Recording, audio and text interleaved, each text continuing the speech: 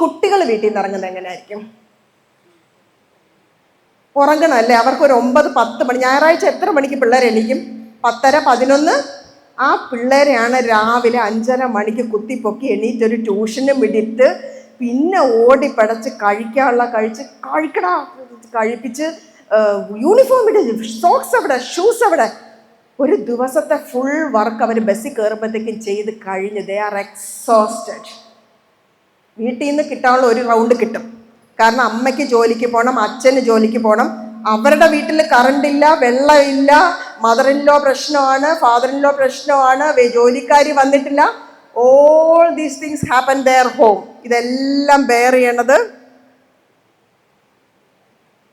ഈ അരയടി പൊക്കമുള്ള ഐറ്റമാണ്. They have that. അങ്ങനെയാണ് അവർ വരുന്നത്. അപ്പം സ്കൂളിലേക്ക് വരുമ്പോഴാണ് അവരൊരിടത്തിരുന്ന് അവരുടെ കൂട്ടുകാരുടെ ഇവിടെ ഇരുന്ന് എന്തെങ്കിലും ഒരു കുരുത്തക്കേട് കാണിക്കുന്നതാണ് അവരുടെ ഒരു സന്തോഷം എന്ന് പറയുന്നത്. അപ്പോഴാണ് നമ്മുടെ വെള്ള പ്രശ്നം, ഇലക്ട്രിസിറ്റി പ്രശ്നം, ജോലിക്കാരി പ്രശ്നം ഇതെല്ലാം കൂടെ ആ പിള്ളേർക്ക് വരുന്നത്. സോ ഈ 2 റോഡും കൺവേർജ് ചെയ്യുന്നത് സ്കൂളിലാണ്. ഏറ്റവും കൂടുതൽ സമയം ഒരു കുട്ടിയുടെ മെൻ്റൽ ഡെവലപ്മെൻറ്റ്, അവൻ്റെ പേഴ്സണാലിറ്റി ഡെവലപ്മെൻറ്റ്, അവൻ്റെ ബിഹേവിയറൽ ഡെവലപ്മെൻറ്റ് ഹാപ്പൻ ചെയ്യുന്നത് ഇൻ ദ സ്കൂൾ. പേരൻസിന് റോളുണ്ടോ? Of course they have role. അവർ വന്ന് ടീച്ചർ എൻ്റെ കുട്ടി എന്താ ഇങ്ങനെ, തീർന്നു. നിങ്ങൾ വീട്ടിലെന്താ ചെയ്തതെന്ന് ചോദിക്കാൻ പാടില്ല. ഇഷ്ടപ്പെടുമോ പേരൻസിന്? അവരുടെ കുട്ടിയെ നമ്മൾ സ്കൂളിൽ വഴക്ക് പറഞ്ഞാൽ അവർക്ക് ഇഷ്ടപ്പെടുമോ?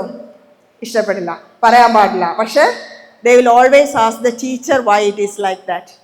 ഇനി കോടതികളുമായിട്ട് ബന്ധപ്പെട്ടിട്ട് എന്തൊക്കെ തരത്തിലുള്ള കേസുകൾ ആണ് ഓരോ വീടുകളിലും ഓരോരുത്തരും ഫേസ് ചെയ്യുന്നത്, അല്ലെങ്കിൽ ഓരോ സൊസൈറ്റിയിലും ഫേസ് ചെയ്യുന്നത്? we need to know what the child is going through. കാരണം ഈ കേസുകൾ ഓരോന്നും അതിൻ്റെ ഓരോ ഇമ്പാക്റ്റും ഉണ്ടാക്കുന്നത് it is on that child. ഒന്ന്, ഡിവോഴ്സ്. അത് മ്യൂച്വൽ ഡിവോഴ്സ് ആണെങ്കിൽ വെൽ ആൻഡ് ഗുഡ്.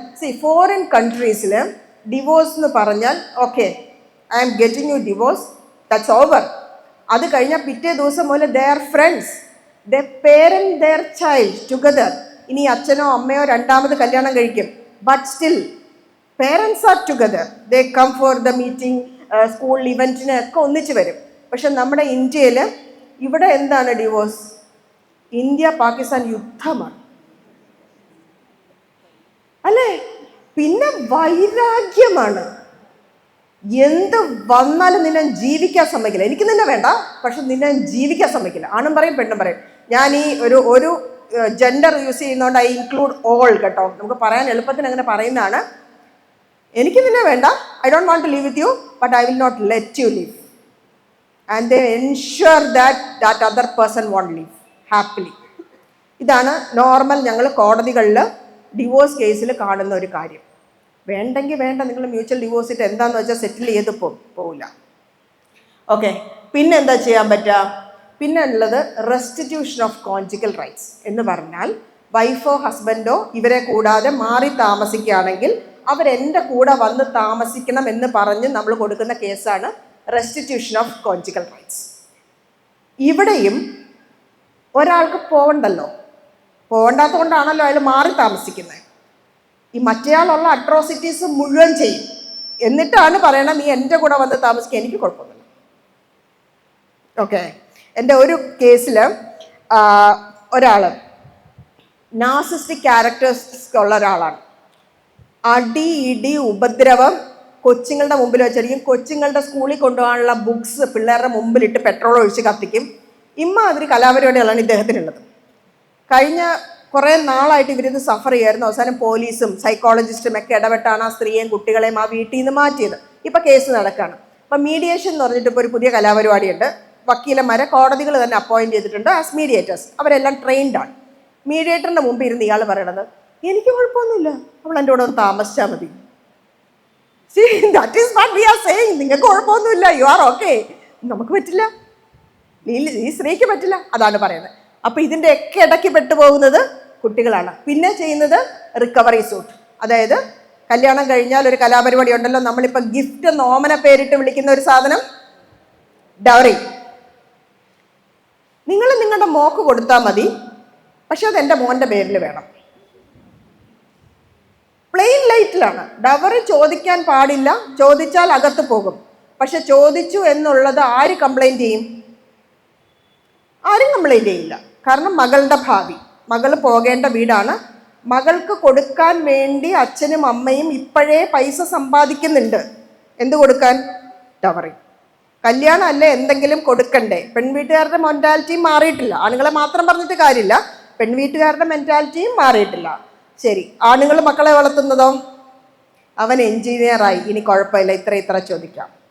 ചോദിക്കില്ല. ഇപ്പം എൻ്റെ കസിൻ്റെ മകൾ കല്യാണം കഴിച്ചപ്പോൾ അല്ലെങ്കിൽ മകൻ കല്യാണം കഴിച്ചപ്പോൾ ഇത്ര കൊണ്ടുവന്നു എന്നേ പറയുള്ളൂ. കറക്റ്റ് അല്ലേ? ഞങ്ങൾ സമൂഹത്തിൽ ഭയങ്കര നിലയും വിലയും ഉള്ള ആൾക്കാരാണ്. ആൾക്കാരൊന്നും പറയാത്ത രീതിയിൽ നിങ്ങൾ അറിഞ്ഞും കണ്ടും ചെയ്യണം. That can be anything. എന്നിട്ട് ഈ പൈസ കിട്ടിയാലോ? ഇതിലൊന്നു പോലും പല വീടുകളിലും പെൺകുട്ടികൾക്ക് തൊടാൻ കിട്ടില്ല. ഇത് അവരുടെ എക്സിസ്റ്റിംഗ് ലോണുകൾ, അവരുടെ മകളെ കല്യാണം കഴിക്കുന്നതിന് അല്ലെങ്കിൽ വസ്തു വാങ്ങിക്കുന്നതിന്. കാരണം വല്ലവരും സമ്പാദിച്ച പൈസയാണ്, അതിന് വിലയില്ല. നമ്മൾ അധ്വാനിച്ച പൈസയാണെങ്കിൽ മാത്രമേ നമുക്ക് വിലയുള്ളൂ അല്ലേ? അപ്പം അത് ആ വഴിക്ക് അതങ്ങനെ പോകും. അപ്പം എന്തായി? എന്നിട്ടൊരു ഡിവോഴ്സൊക്കെ വന്നു കഴിയുമ്പോൾ ഈ പൈസയ്ക്ക് വേണ്ടി ദേ ഫയൽ എ റിക്കവറി സൂട്ട്. ഞാനിത് ഇത്രയും ഡീറ്റെയിൽഡ് ആയിട്ട് പറയുന്നത് എന്താണെന്ന് ചോദിച്ചാൽ, ഇതാണ് എൻ്റെ പ്രശ്നം എന്ന് പറഞ്ഞ് summon comes to you, you can tell them this is what you need to do. Okay, recovery suit നമ്മൾ ഫയൽ ചെയ്യുന്ന സമയത്ത് ചെയ്യാവുന്ന ഒരു കാര്യം എന്ന് പറയുന്നത്, പ്രോപ്പർട്ടീസ് ഒക്കെ ഉണ്ടെങ്കിൽ നമുക്ക് അറ്റാച്ച് ചെയ്യാം. അങ്ങനത്തെ കാര്യങ്ങളെല്ലാം നമുക്ക് ഇതിനകത്ത് ചെയ്യാൻ പറ്റും. അപ്പോൾ എപ്പോഴും ഭാര്യമാരായിരിക്കുന്നവരും ഭർത്താക്കന്മാരായിരിക്കുന്നവരും കരുതേണ്ടത്, ഹസ്ബൻഡിനെ കുറിച്ച് അല്ലെങ്കിൽ വൈഫിനെ കുറിച്ച് you should know fully well. At least നമുക്ക് ഫിസിക്കലായിട്ടുള്ള കാര്യങ്ങളെങ്കിലും നമ്മൾ അറിഞ്ഞിരിക്കണം. എന്ന് വെച്ചാൽ അവരേത് സ്കൂളിൽ പഠിച്ചു, ഏത് കോളേജിൽ പഠിച്ചു, അവരുടെ പ്രോപ്പർട്ടി എന്താണ്, എവിടെയൊക്കെ ഉണ്ട്. പലപ്പോഴും വൈഫ്സിന് അത് അറിയത്തില്ല. വൈഫിനെ കുറിച്ച് മിക്കവാറും എല്ലാ ഹസ്ബൻഡ്സിനും എല്ലാം അറിയാം, പക്ഷേ ഹസ്ബൻഡ്സിനെ കുറിച്ച് വൈഫിന് പലപ്പോഴും അറിയത്തില്ലായിരിക്കും. എവിടെ ഒരു പ്രോപ്പർട്ടി ഉണ്ടെന്ന് പറഞ്ഞിട്ടുണ്ട്, എന്നെ കൊണ്ട് കാണിച്ചിട്ടില്ല. This happens in well educated families. And പിന്നെ ചെയ്യാവുന്ന എന്താണ്? സ്ത്രീകൾക്കുള്ളൊരു ഓപ്ഷൻ എന്താണ്? മെയിൻ്റനൻസ്. ഹസ്ബൻഡ് മെയിൻറ്റെയിൻ ചെയ്യുന്നില്ല എന്നുണ്ടെങ്കിൽ മെയിൻ്റനൻസ് ക്ലെയിം ചെയ്യാം. അപ്പോൾ പൊതുവെ എല്ലാവരും പറയും വൈഫിന് ജോലി ഉണ്ടെങ്കിൽ മെയിൻ്റനൻസ് ചോദിക്കാൻ പറ്റില്ല. It's not like that. Husband ഏത് സ്റ്റാറ്റസിൽ ജീവിക്കുന്നോ അതേ സ്റ്റാറ്റസിൽ ജീവിക്കാനുള്ള അധികാരവും റൈറ്റും വൈഫിനും കുട്ടികൾക്കും ഉണ്ട്. അപ്പോൾ ആ ലെവൽ ഓഫ് ലൈഫിന് വേണ്ടുന്ന മെയിൻ്റനൻസ് ചോദിക്കാം. ദെൻ അത് ഞാൻ അവസാനം പറയാം. ഓക്കെ, എന്താണ് ഗാർഡിയൻ ആൻഡ് വാർഡ്. ഇവിടെയാണ് പിള്ളേർ ചെന്ന് പെട്ടുപോകുന്ന ഒരു സ്ഥലം. പണ്ട് ബീർബലിൻ്റെ ഒരു സ്റ്റോറി എത്ര പേര് കേട്ടിട്ടുണ്ടെന്ന് അറിയില്ല. ഒരു കുഞ്ഞിന് വേണ്ടിയിട്ട് 2 അമ്മമാർ വഴക്കുണ്ടാക്കി, കേട്ടിട്ടില്ലേ? അപ്പോൾ അവസാനം ബീർബൽ പറഞ്ഞു നടുവേ മുറിച്ച് കൊടുക്കാമെന്ന് പറഞ്ഞപ്പോൾ ഒരമ്മ പറഞ്ഞു വേണ്ട, എൻ്റെ കുഞ്ഞ് ജീവിച്ചിരുന്നാൽ മതി. That was A real mother. That is A story. Literally പിള്ളേരെ നടുവേ നല്ല 3-4 പീസായിട്ട് മുറിക്കുന്ന സംഭവങ്ങളാണ് ഈ കോടതി നടക്കുന്നത്. Guardian and ward. ഒരാവശ്യവുമില്ല. അത്രയും നാളും പിള്ളേരോട് സ്നേഹമില്ലാത്ത, പിള്ളേരെ തിരിഞ്ഞു പോലും നോക്കിയിട്ടില്ലാത്ത സ്പൗസ് ഒരു റിക്കവറി സൂട്ട് വന്നു കഴിയുമ്പോൾ അല്ലെങ്കിൽ ഒരു ഡിവോഴ്സ് സൂട്ട് വന്നു കഴിയുമ്പം പിന്നെ ഒരു സ്നേഹമുണ്ട്. ഈ പിള്ളേരാണ് പിന്നത്തെ ആയുധം. കാരണം സ്നേഹമുള്ള അല്ലെങ്കിൽ ആ കുഞ്ഞുങ്ങളെ സ്നേഹിക്കുന്ന സ്പൗസിനെ വേദനിപ്പിക്കാൻ കിട്ടുന്ന ഏക ആയുധം ഈ കുട്ടികളാണ്. അവരെ വച്ചാണ് പിന്നത്തെ കളികൾ മുഴുവനും. ആ പിള്ളേർ വരുന്നത് എവിടെയാ? സ്കൂൾ. നമുക്കറിയില്ല എന്ന് വയ്ക്കാം, ഇവരങ്ങനെ ഒരു ബാക്ക്ഗ്രൗണ്ടിൽ നിന്നാണ് വരുന്നത് എന്ന് നമുക്കറിയില്ല എന്ന് വയ്ക്കാം. നമ്മൾ ചിലപ്പോൾ അവരോട് ആ അറിവില്ലായ്മ കൊണ്ട് പറഞ്ഞു പോകുന്ന ചില കാര്യങ്ങൾ, ഇന്നെന്താ ഹോംവർക്ക് ചെയ്യാത്ത, അവന് ഹോംവർക്ക് ചെയ്യാൻ പറ്റില്ല കാരണം അവൻ അന്ന് അച്ഛൻ്റെ വീട്ടിലായിരുന്നു അല്ലെങ്കിൽ അന്ന് അമ്മയുടെ വീട്ടിലായിരുന്നു, അവൻ്റെ ബുക്ക് എടുക്കാൻ സമ്മതിച്ചിട്ടില്ല. ചില കേസുകളിൽ കോടതി ഓർഡർ ചെയ്യും, കുട്ടിയെ കൊടുക്കണം എന്ന് പറയും. ചില മദേഴ്സ് അല്ലെങ്കിൽ ഫാദേഴ്സ് കൊടുക്കില്ല. അപ്പം മറ്റേ സ്പൗസ് പോലീസിൽ കംപ്ലൈൻറ്റ് ചെയ്യും. പിന്നെ പോലീസുകാർ വന്നിട്ടാണ് ഈ കുട്ടിയെ ആ വീട്ടിൽ നിന്ന് കൊണ്ടുവരണം. കൊച്ചനുഭവിക്കുന്ന ഒരു ട്രോമ ഒന്ന് ആലോചിച്ച് നോക്ക്. ആഴ്ചയിൽ ഒരാഴ്ച അമ്മയുടെ കൂടെ, അടുത്ത ആഴ്ച അച്ഛൻ്റെ കൂടെ, അല്ലെങ്കിൽ വീക്കെൻഡ്സ് അച്ഛൻ്റെ കൂടെ അമ്മയുടെ കൂടെ. ഇനി ഈ അച്ഛൻ്റെ കൂടെ അമ്മയുടെ കൂടെ പോകുന്ന കുട്ടികൾ ഒരു സ്പൗസിൻ്റെ കൂടെ സ്ഥിരമായിട്ട് നിൽക്കുകയും വിസിറ്റേഷന് മറ്റ് സ്പൗസിൻ്റെ കൂടെ പോവുകയും ചെയ്യുന്ന കുട്ടികൾ ആ വീട്ടിൽ അനുഭവിക്കുന്നത് വേറൊരു ടൈപ്പ് ഓഫ് ട്രോമയാണ്. എന്താ? ആ ഉള്ള സമയം മുഴുവൻ ഏത് പേരൻ്റാണോ നോക്കുന്നത് അവരെ കുറിച്ചുള്ള കുറ്റങ്ങൾ, അല്ലെങ്കിൽ അവരെ കുത്തിപ്പറയാം. നീ നിൻ്റെ അമ്മയും അല്ലെങ്കിൽ നീ നിൻ്റെ അച്ഛനും ഇങ്ങനല്ലേ, അച്ഛൻ്റെ അടുത്ത് നിന്ന് ഇത് കണ്ട് പഠിച്ചോണ്ടാണോ വന്നേക്കുന്നത്, അമ്മയുടെ അടുത്ത് നിന്ന് ഇത് കണ്ട് പഠിച്ചോണ്ടാണോ വന്നേക്കുന്നത്? What are they questioning? They are questioning the integrity, the base foundation of that child. എന്താ നഷ്ടപ്പെടുന്നത്? ആ കൊച്ചിൻ്റെ സെൽഫ് കോൺഫിഡൻസ്, സെൽഫ് റെസ്പെക്റ്റ് ആണ് നഷ്ടപ്പെടുന്നത്. How can that person be a good human being? How can we expect that person to be a good human being? ഈ ബേസിലാണ് ഇവർ വളർന്നു വരുന്ന ഒരു സാധനം. പിന്നെ ഉള്ളത് protection of woman from domestic violence act. അടി, ഇടി മുതലായ ക്രൂരകൃത്യങ്ങളിൽ വരുമ്പോൾ സ്ത്രീകൾക്ക് വേണ്ടി മാത്രമുള്ളൊരു കാര്യമാണ് DV ആക്ട് എന്ന് നമ്മൾ ഓമനപ്പേരിട്ട് വിളിക്കുന്ന ആ ആക്ട്. ക്രിമിനൽ കോടതിയിലാണ് ഫയൽ ചെയ്യുന്നത്. ഇമ്മീഡിയറ്റ് പ്രൊട്ടക്ഷൻ ഓർഡർ കിട്ടും. ഇതെല്ലാം ഉണ്ട്. പക്ഷേ അഗെയിൻ ചിൽഡ്രൻ, അവരാണ് ഇതിൻ്റെ അകത്ത് കിടന്ന് പെട്ടുപോകുന്ന ആൾക്കാർ. പിന്നെ ഉള്ളത് പോക്സോ, കുട്ടികൾക്കെതിരെയുള്ള സെക്ഷൽ ഒഫൻസ്, അതിനെ തടയുന്നതിന് വേണ്ടിയിട്ടുള്ള നിയമമാണ് പോക്സോ. ഒരു 60% കേസുകളെങ്കിലും ജെനുവിനായിട്ടുള്ള കേസുകളല്ല. മറ്റേ പാർട്ടി അല്ലെങ്കിൽ എതിർ പാർട്ടിയെ നാണം കെടുത്തുന്നതിന് വേണ്ടി, ഹ്യൂമിലിയേറ്റ് ചെയ്യുന്നതിന് വേണ്ടി, ഈ പറഞ്ഞ ബാക്കി കേസുകൾ ജയിക്കുന്നതിന് വേണ്ടി ഒക്കെ ഉണ്ടാക്കുന്ന കാര്യങ്ങളാണ്. എൻ്റെ അച്ഛൻ എന്നെ ഉപദ്രവിച്ചു, സെക്ഷലി അബ്യൂസ് ചെയ്തു എന്ന് ആ കുഞ്ഞിനെ കൊണ്ട് പറയിക്കുന്നിടത്ത് എവിടെയാണ് ആ കുഞ്ഞിൻ്റെ വെൽഫെയറിനെ കുറിച്ച് ചിന്തിക്കുന്നത്? ഇന്നവൻ കുഞ്ഞാണ്, അല്ലെങ്കിൽ ഇന്ന് അവൾ കുഞ്ഞാണ്, പക്ഷേ അടുത്ത 5 years 6 years he's an adult. ഈ സാധനം റബ്ബർ കൊണ്ട് മാച്ച് കളയുന്ന പോലെ മാച്ച് കളയാൻ പറ്റുമോ? Will he trust that father? എപ്പോഴെങ്കിലും അവന് ട്രസ്റ്റ് ചെയ്യാൻ പറ്റുമോ? ഫാദറിനെ വേണ്ട, ഫാദർ ഫിഗറിലുള്ള ആരെയെങ്കിലും ട്രസ്റ്റ് ചെയ്യാൻ പറ്റുമോ? ഇനി if that child knows father has not done anything but is compelled to say that, അവൻ്റെ ഉള്ളിലെ ഗിൽറ്റോ? അപ്പം ഇതെല്ലാമാണ് ഈ സൊസൈറ്റിയിൽ, നമ്മളുടെ കോടതികളിൽ സാധാരണഗതിയിൽ നടക്കുന്ന കാര്യങ്ങൾ. ഇവിടെ നിന്നാണ് ഇവരൊക്കെയാണ് നമ്മളുടെ സ്കൂളിലേക്ക് വരുന്ന ആൾക്കാർ,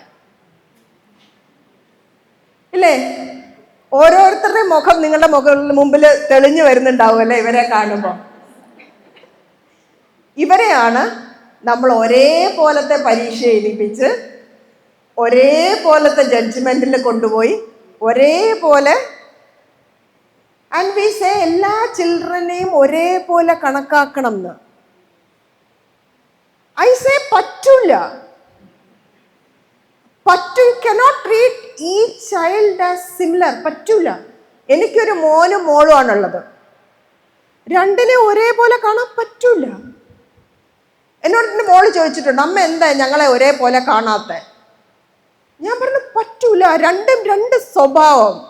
ഒരെണ്ണം ആ എൻഡ് ഭയങ്കര ഇൻട്രോവേർട്ട്, ഒരു കാര്യവും വാ തുറന്ന് പറയൂല. നമ്മൾ കുത്തണം അവൻ്റെ വായിൽ. എന്താടാ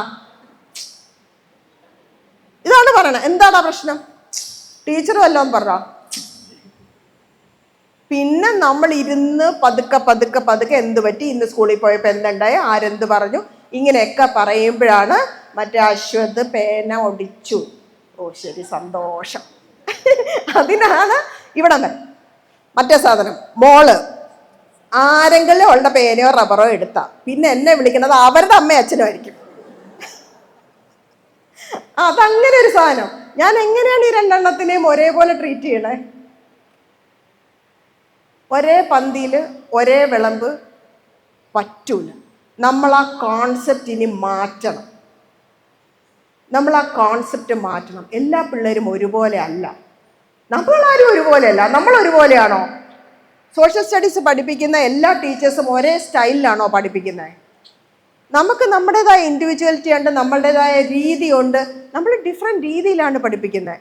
ബോട്ടണി, ഫിസിയോളജി ടെക്സ്റ്റ് ഒന്നും മാറുന്നില്ല, ഇല്ലേ? ഒരേ ടെക്സ്റ്റാണ് പഠിപ്പിക്കുന്നത്. പക്ഷെ നമ്മൾ ഡിഫറെൻറ്റ് രീതിയിലല്ലേ പഠിപ്പിക്കുന്നത്, കുട്ടികളിലേക്ക് അത് എത്തിക്കാൻ ശ്രമിക്കുന്ന different. Then why do you expect children to be same? ഒരേപോലെ ആയിരിക്കണം, അല്ലെങ്കിൽ അവർ ഒരേപോലെ ബിഹേവ് ചെയ്യണം, ഒരേപോലെ ചിന്തിക്കണം. ഇപ്പം ഞാൻ പറയുന്ന ഈ കാര്യങ്ങൾ പോലും നിങ്ങളിൽ ഓരോരുത്തരിലേക്കും എത്തുന്നത് ഓരോ തരത്തിലാണ്. Because you all are different individuals.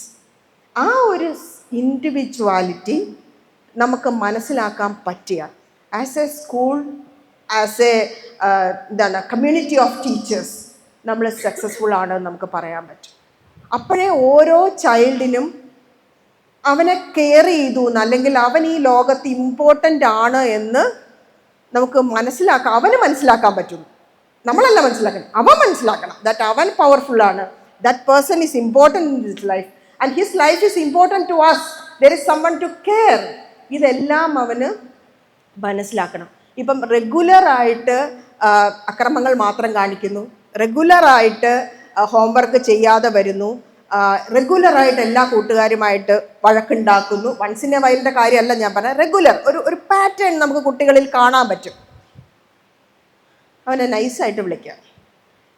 നമ്മൾ ഇപ്പോൾ സ്കൂളുകളിൽ കണ്ടുവരുന്ന, എനിക്കറിയില്ല നിങ്ങൾ എങ്ങനെയാണ് ചെയ്യുന്നത് എനിക്കറിയില്ല, ഇപ്പോൾ സ്കൂളുകളിൽ കണ്ടുവരുന്ന ഒരു പ്രവണത എന്താണെന്ന് വെച്ചാൽ, പണ്ടൊക്കെ ഞങ്ങൾ പഠിക്കുന്ന കാലത്ത് പ്രിൻസിപ്പലിനെ പോയി കണ്ടിട്ടോ അപ്പോഴേ അറിയാം എന്തോ ഒരു പണി വരണുണ്ട്. പക്ഷെ ഇപ്പം അതല്ല, ഇപ്പം എല്ലായിടത്തും ഒരു ചൈൽഡ് സൈക്കോളജിസ്റ്റ് ഉണ്ട്. സൈക്കോളജിസ്റ്റിന് നിന്നെ റെഫർ ചെയ്തിട്ട് പോയി കണ്ടിട്ടോ. അവൻ എന്ത് മൈൻഡ് സെറ്റോട് കൂടിയാണ് ഈ സൈക്കോളജിസ്റ്റിനെ കാണാൻ, നമ്മുടെ കൊച്ചാണത്, കൊച്ച്. അവൻ എന്ത് മൈൻഡ് സെറ്റോട് കൂടിയാണ് ആ സൈക്കോളജിസ്റ്റിനെ കാണാൻ പോകുന്നത്. പണ്ട് ഞാനൊക്കെ പ്രിൻസിപ്പലിനെ കാണാൻ പോയ പോലെ തന്നെ എന്നൊക്കെ സ്ഥിരമായിട്ട് പിടിച്ചെടുത്തായിരുന്നു കേട്ടോ. മഹാചട്ടം പേരുന്നു. എൻ്റെ മോളെ പറഞ്ഞിട്ട് കാര്യമില്ല, എല്ലാവരും പറയും കുമ്പളം എന്തോ പറയുമല്ലോ, മത്തം നട്ട കുമ്പളം പറയും, അത് എൻ്റെ പോലെ തന്നെയാണ്. അപ്പോൾ നമ്മൾ ആ പോയി നിൽക്കുന്ന ആ മെൻറ്റാലിറ്റിയോടെയാണ് ഇവർ ഈ ചൈൽഡ് സൈക്കോളജിസ്റ്റിനെ കാണാൻ പോകുന്നത്. അവർ പറയുന്ന ഓരോ സെൻറ്റൻസിനും അറ്റത്ത് അവൻ പ്രതീക്ഷിക്കുന്നത് എനിക്കിനി എന്ത് ശിക്ഷ വരും എന്നാണ്. അപ്പോൾ ഇത് ഫുള്ളായിട്ട് അവൻ അബ്സോർബ് ചെയ്യാൻ പറ്റില്ല. എന്തെങ്കിലും രീതിയിൽ ടീച്ചേഴ്സ്, അവനുമായിട്ട് ഏറ്റവും അടുത്ത് ഇടപഴകുന്ന ടീച്ചേഴ്സ് പതുക്കെ അവൻ്റെ ഒന്ന് തോളിൽ കൈയിട്ട്, എന്താ മോനെ പറ്റി, എന്താ പ്രശ്നം, നമുക്ക് ഇന്ന ആളോട് സംസാരിക്കാം, അതൊരു സൈക്കോളജിസ്റ്റാണ്, അങ്ങനെയൊന്നും പറയേണ്ട ആവശ്യമൊന്നുമില്ല. This aunty will help you എന്ന് പറഞ്ഞാൽ പോലും കുഴപ്പമൊന്നുമില്ല. ഓക്കെ, പതുക്കെ അവരെ ഇൻട്രൊഡ്യൂസ് ചെയ്യുക, പതുക്കെ അവരിൽ ഒരാളാവുക. അല്ലാണ്ട് ഒരു പ്രശ്നം വരുമ്പോൾ പോയി കാണുന്ന ഒരാളായിട്ട് മാത്രം നമ്മളുടെ സൈക്കോളജി ഡിപ്പാർട്ട്മെൻറ്റിനെ കാണാതെ അവരെ ഇതിൻ്റെ കൂടെ, നമ്മുടെ കരിക്കുലത്തിൻ്റെ കൂടെ എല്ലാ ദിവസവും ക്ലാസ്സിൽ വരുന്ന, എല്ലാവരുമായിട്ട് ഇടപെടുന്ന, കുട്ടികൾക്ക് തന്നെത്താനെ നേരിട്ട് ഓടിച്ചെല്ലാൻ പറ്റുന്ന ഒരാളായിട്ട് അതിനെ ക്രിയേറ്റ് ചെയ്യാമെങ്കിൽ that will makes a lot of difference. ഇന്ന് കുട്ടികൾ ഫേസ് ചെയ്യുന്ന ഏറ്റവും വലിയൊരു സാധനമാണ് സൈബർ ക്രൈംസ്. എന്താ കാര്യം? താങ്ക്സ് ടു കൊറോണ നമ്മളൊക്കെ മൊബൈൽ കൊടുക്കൂല എന്ന് പറഞ്ഞ പിള്ളേർക്ക് നമ്മൾ തന്നെ കാശ് കൊടുത്ത് മൊബൈലും ടാബും ഒക്കെ വാങ്ങിച്ചു കൊടുത്ത് അതിൻ്റെ പുറമെ പോരാതെ സർക്കാരും വാങ്ങിച്ചു കൊടുത്ത് ഇല്ലേ? എല്ലാവർക്കും ടാബ് കിട്ടി. കാരണം 2-3 വർഷത്തോളം പിള്ളേർ അതിനകത്ത് തന്നെയായിരുന്നു. നമ്മളൊക്കെ എന്താണ്, ടൂറിസ്റ്റുകളാണ് ടു ദ സൈബർ വേൾഡ്. ഒന്ന് പോയി നോക്കി കൊള്ളാം എന്നൊക്കെ പറഞ്ഞു. പക്ഷെ അവർ ജനിച്ച് വീണത് ആ ലോകത്താണ്. കഴിഞ്ഞ ദിവസം ഞാനൊരു തയ്യൽ കടയിൽ പോയിരുന്നു. അപ്പോൾ എനിക്ക് മുമ്പേ 2 പേര് വന്നിട്ടുണ്ട്, അവർ സംസാരിക്കുന്നു. അതൊക്കെ കഴിഞ്ഞിട്ടേ എൻ്റെ ടേൺ വരുള്ളൂ. അപ്പോൾ I was waiting in the sofa. അപ്പം എൻ്റെ കൂടെ 2.5 വയസ്സുള്ളൊരു കുഞ്ചിരിപ്പുണ്ട്. അവൻ്റെ കയ്യിൽ മൊബൈലാണ്. അവൻ റീലാണ് കാണുന്നത്, കാർട്ടൂൺ പോലും അല്ല, റീല്. ഈ ആൾക്കാർ മറ്റേ ഓരോ പാട്ടൊക്കെ ഇട്ട് ഡാൻസ് ചെയ്യുന്നു. അവൻ ഇതിങ്ങനെ സ്ക്രോൾ ചെയ്ത് കണ്ടുകൊണ്ടിരിക്കുകയാണ്. സത്യം പറഞ്ഞാൽ എനിക്ക് പറയണം എന്നുണ്ട്, പക്ഷെ ഞാൻ അടി വാങ്ങിക്കും. ആ 1.5 മണിക്കൂർ സമയം ഐ വെയിറ്റഡ് ദെയർ. ഈ കുഞ്ഞ് അവിടുന്ന് അനങ്ങിയിട്ടില്ല. 2.5 വയസ്സായ കുഞ്ഞുങ്ങൾ അങ്ങനെ അടങ്ങിയിരിക്കുമോ? അവരനങ്ങിയിട്ടില്ല. അവൻ ആ ഫുള്ളി അത്ര അധികം ഇതിനകത്തേക്ക് ഒബ്സസ്ഡ് ആണ്. ആ കുട്ടിയെ, അങ്ങനെ ഒരു കുട്ടിയെ, അല്ലെങ്കിൽ അങ്ങനെ റീല് കണ്ട് വളരുന്ന ഒരു കുട്ടിക്ക് എത്ര മാത്രമായിരിക്കും അവൻ്റെ അറ്റൻഷൻ സ്പാൻ? അവൻ 1 മിനിറ്റിൽ കൂടുതൽ 30 സെക്കൻഡിൽ കൂടുതൽ അവനൊരു കാര്യത്തിൽ ശ്രദ്ധിക്കാൻ പറ്റില്ല. കാരണം ഇതാണ് അവൻ ശീലിച്ചിരിക്കുന്നത്. അവൻ്റെ ബ്രെയിൻ അങ്ങനെ ട്യൂൺഡ് ആണ്. അപ്പം എന്താ പറ്റുക? അവൻ നാളെ സ്കൂളിൽ വരുന്നു, മറ്റേ 2 പാരഗ്രാഫുള്ള പോയം അവന് കാണാതെ പഠിക്കാൻ പറ്റുന്നില്ല. കാണാതെ പഠിച്ചാൽ അവനത് ഓർത്തെടുത്ത് എഴുതാൻ പറ്റുന്നില്ല. പറ്റൂല. എങ്ങനെ പറ്റും? ഇനി ഈ റീലുകൾ അല്ലെങ്കിൽ ഇങ്ങനെയുള്ള കാര്യങ്ങൾ മാത്രമല്ല ഇതിനകത്ത്. ഒരു ചെറിയ ക്ലിക്കിൽ, ഒരു ചെറിയ ടാബിൽ ഇന്റർനെറ്റിന്റെ ഒരു അനന്ത സാധ്യതയാണ് അവന്റെ മുമ്പിലേക്ക് തുറന്നു വരുന്നത്. അവിടെ കാണുന്ന കംഫർട്ടബിൾ ആയിട്ട് അവന് സംസാരിക്കാൻ പറ്റുന്ന ആൾക്കാരോട് അവൻ സംസാരിക്കും. ഈ കംഫർട്ടബിൾ എന്ന് പറയുന്ന ആൾക്കാർ സ്വന്തമായിട്ട് ബ്രെയിനും സ്വന്തമായിട്ട് മുഖവും ഇല്ലാത്ത മനുഷ്യരായിരിക്കാം. അങ്ങനെ ആവുമ്പോൾ ആരുടെ മൊബൈലിലും ആരുടെ ലാപ്പിലും ഒക്കെ ആയിരിക്കും പിള്ളേർ സാധാരണ കയറുന്നത്. കൊച്ചു കുഞ്ഞുങ്ങളൊക്കെ ആണെങ്കിൽ, ഒരു 8ാം ക്ലാസ്സിന് താഴെയുള്ള പിള്ളേരൊക്കെ ആണെങ്കിൽ സ്വാഭാവികമായിട്ട് അച്ഛൻ്റെയും അമ്മയുടെയും ഒക്കെ ലാപ്പിലേക്കായിരിക്കും. അവരുമായിട്ട് കമ്മ്യൂണിക്കേറ്റ് ചെയ്ത് ഈ ലാപ്പിൻ്റെയും മൊബൈലിൻ്റെയും ഒക്കെ പാസ്വേഡും ലോഗിൻ ക്രെഡൻഷ്യൽസും ഒക്കെ വാങ്ങിക്കുക എന്ന് പറയുന്നത് ഈ പുറത്തിരുന്ന് ഫിഷ് ചെയ്യുന്ന ആൾക്കാർക്ക് ഒരു ബുദ്ധിമുട്ടുള്ള കാര്യമേ അല്ല. അവരറിയാതെ ചില സൈറ്റുകളിലേക്ക് ലോഗിൻ ചെയ്ത് ഈ ലോഗിൻ ക്രെഡൻഷ്യൽസ് കൊടുക്കുമ്പോൾ അത് ഇറ്റ് ഗോസ് ടു ഇങ്ങനത്തെ ഹാക്കേഴ്സിൻ്റെ കയ്യിലേക്കാണ് പോകുന്നത്. എല്ലാ ഡീറ്റെയിൽസ്, സകലമാന ഡീറ്റെയിൽസും അവരിലേക്കായിരിക്കും എത്തുന്നത്. സ്കൂളിലും ഈ ത്രെട്ടുണ്ട്. എങ്ങനെയാണ്? നമുക്ക് എല്ലാവർക്കും ഒരു കമ്പ്യൂട്ടർ അവറും കമ്പ്യൂട്ടർ ലാബും എല്ലാം ഉണ്ട്. ആരെങ്കിലും നമ്മളറിയാതെ എല്ലാത്തിനകത്തും പല PDF അങ്ങനത്തെ കാര്യങ്ങളെല്ലാം ഡൗൺലോഡ് ചെയ്യാനുള്ള ഫെസിലിറ്റീസ് നമ്മൾ കൊടുത്തിട്ടുണ്ട്. ഓക്കെ, അപ്പം എന്താണ് പറ്റുന്നത്? ഈ കുട്ടികൾ എന്തെങ്കിലും പഠിക്കാനുള്ളത് തന്നെ ആയിരിക്കും.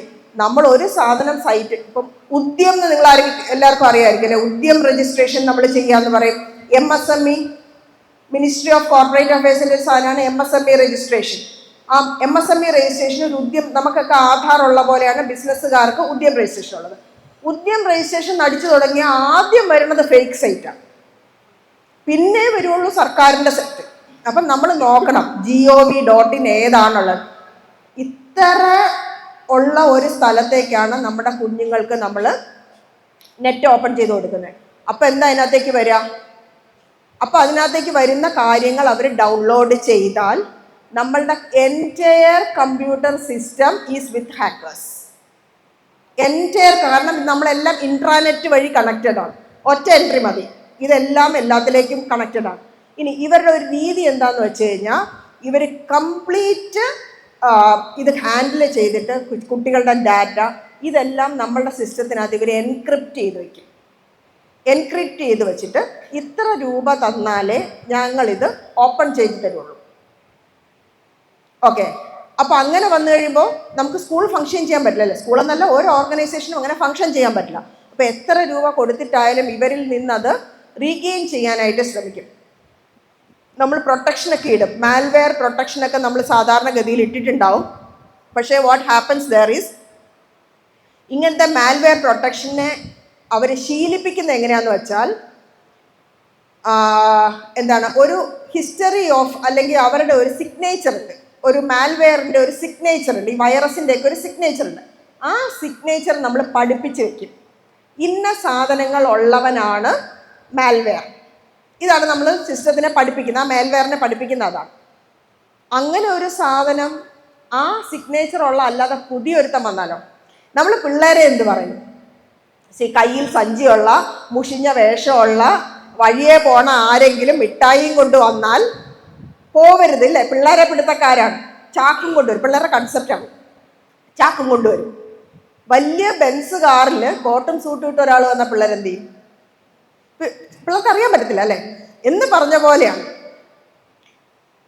ഈ സിഗ്നേച്ചർ നമ്മൾ ഫീഡ് ചെയ്തിട്ടുള്ള സിഗ്നേച്ചറുള്ള ഒരാളല്ല വരുന്നതെങ്കിൽ ഈ മാൽവെയറിന് അറിയാൻ പറ്റില്ല. അപ്പോൾ നമ്മുടെ പ്രൊട്ടക്ഷൻ നമ്മൾ ഹൈ ആക്കി വയ്ക്കുക. നമ്മൾക്ക് അതിന് വേണ്ടുന്ന സൈബർ സെക്യൂരിറ്റി മെഷേഴ്സ് നമ്മുടെ കമ്പ്യൂട്ടറിനകത്ത് ഉണ്ടായിരിക്കുക.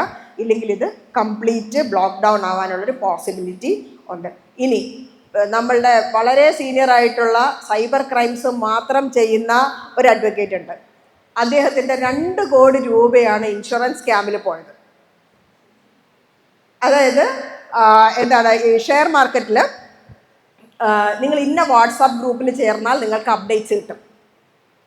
ഓക്കെ, ആരായാലും മറ്റേ മാർക്കറ്റിൻ്റെ അപ്ഡേറ്റ്സ് കിട്ടാൻ വേണ്ടി ഒരു വാട്സപ്പ് ഗ്രൂപ്പിൽ ചേർന്നു. ഓക്കെ, ആ വാട്സപ്പ് ഗ്രൂപ്പിൽ 100-150 പേരുണ്ടായിരുന്നു.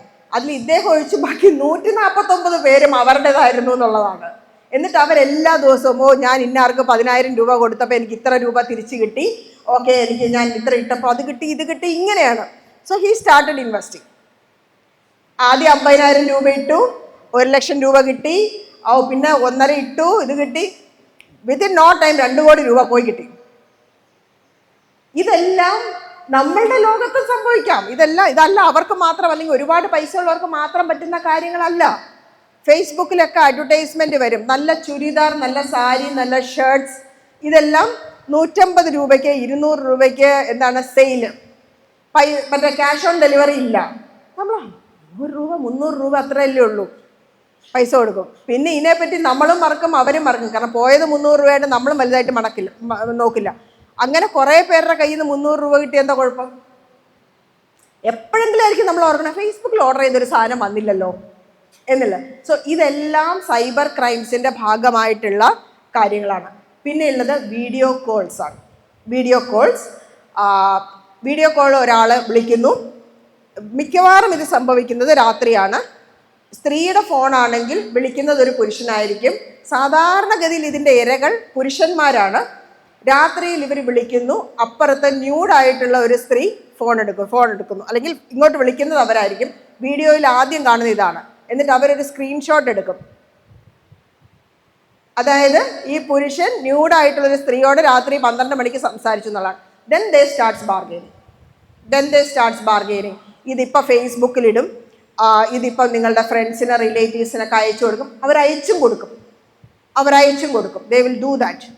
പൈസ കൊടുത്തില്ല എന്നുണ്ടെങ്കിൽ ദേ വിൽ ഡൂ ദാറ്റ് എന്ന് പറഞ്ഞിട്ട് നമുക്ക് പൈസ കൊടുക്കാൻ പറ്റുമോ?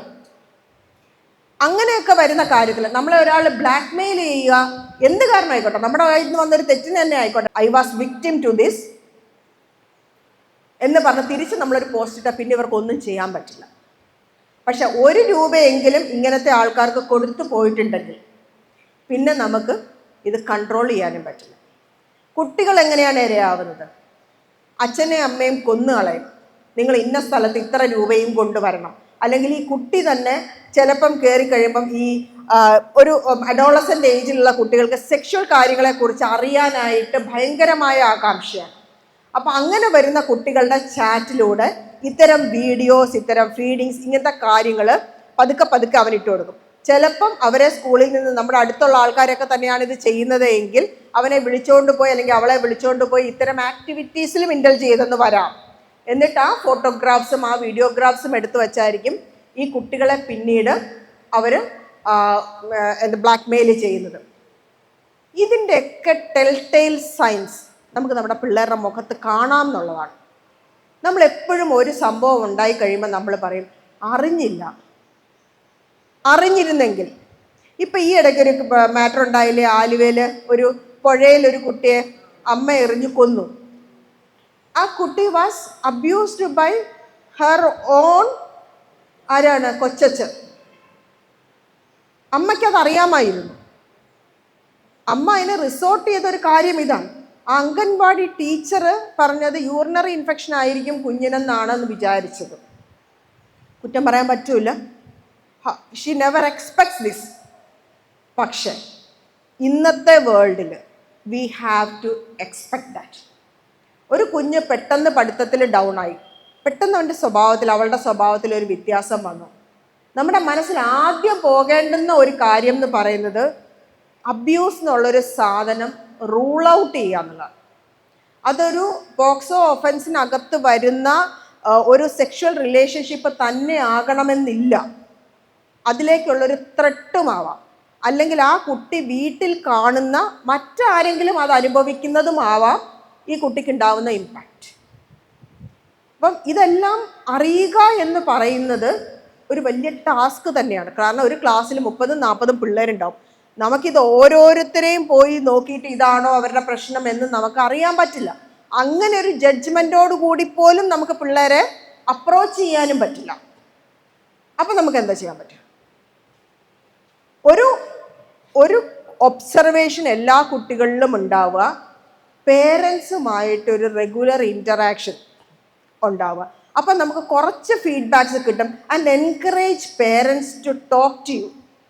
അങ്ങനെ വരുമ്പം അവരുടെ വീട്ടിൽ അവർ അനുഭവിക്കുന്ന പ്രശ്നങ്ങൾ, ഒരു പക്ഷേ ഇങ്ങനത്തെ ഫാമിലി കോടതി കേസുകൾ നടക്കുന്നുണ്ടോ, അവരാരുടെ കൂടെയാണ് ജീവിക്കുന്നത്, എന്താണ് റിലേറ്റീവ്സിൻ്റെ കൂടെയാണോ, അതോ അവരുടെ ഓൺ ഫാമിലിയിലാണോ, ഹസ്ബൻഡ് ഉണ്ടോ, വേറെ ആരൊക്കെ കൂടെയുണ്ട്, ഇങ്ങനെയുള്ള കാര്യങ്ങൾ, എല്ലാ കാര്യങ്ങളും നമുക്ക് അറിയാമെങ്കിൽ നമുക്ക് പെട്ടെന്ന് റിലേറ്റ് ചെയ്യാനുള്ളൊരു പോസിബിലിറ്റി ഉണ്ടാവും. അല്ലാതെ നമുക്ക് എല്ലാവരെയും അടച്ച് ഇവരെല്ലാവരും അബ്യൂസ്ഡ് ആയിരിക്കും, അല്ലെങ്കിൽ ഒരുത്തൻ്റെ മാർക്ക് കുറഞ്ഞവൻ്റെ കയ്യിലിരിപ്പുണ്ടായിരിക്കും, അതുകൊണ്ട് ഉടനെ അബ്യൂസ്ഡ് ആയിരിക്കും, അങ്ങനെയൊന്നും നമുക്ക് വിചാരിക്കാനും പറ്റത്തില്ല.